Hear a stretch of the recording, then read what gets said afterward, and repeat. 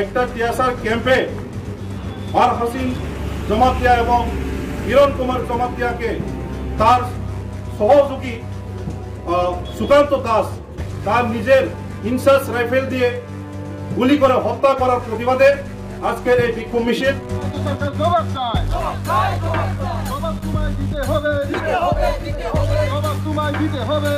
শাখা সংগঠন TWF, যুব সংগঠন এবং YTF, TWF, YTF সকলকে আমার আন্তরিক শুভেচ্ছা অভিনন্দন জানিয়ে আমি দু একটা কথা বলতে যাচ্ছি।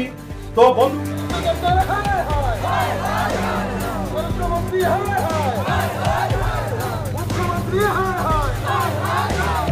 বন্ধুগণ, আমরা বিগত যে সরকার পরিচালিত সারা ত্রিপুরা রাজ্যে, বিশেষ করে যে দাম্ভিক সরকার 25 বছর রাজত্ব করে, এই যে বামফ্রন্ট সরকার থেকে শুরু করে তৎকালীন বামফ্রন্ট এই যে মানিক সরকার জিতেন চৌধুরীর নেতৃত্বে, তখন থেকে আমরা ত্রিপুরা রাজ্যে দেখে আসছি এই রাজ্যের খুন, সন্ত্রাস, বৈরী হামলা, এমনকি বিমল সিনহা থেকে শুরু করে হত্যা।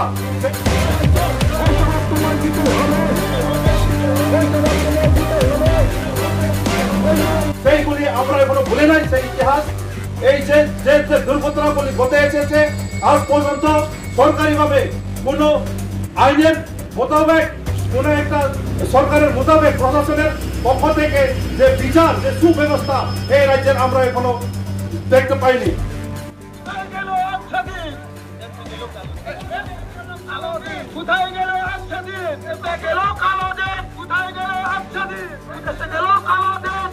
ময়দানে ভিশন ডকুমেন্টসকে মান্যতা দিয়ে ওরা কথা দিয়েছিল যে বিজেপি সরকার যদি আসে এই রাজ্যের একটা সবকা সাথ, সবকা বিকাশ, সবকা বিশ্বাস সরকার তৈরি হবে।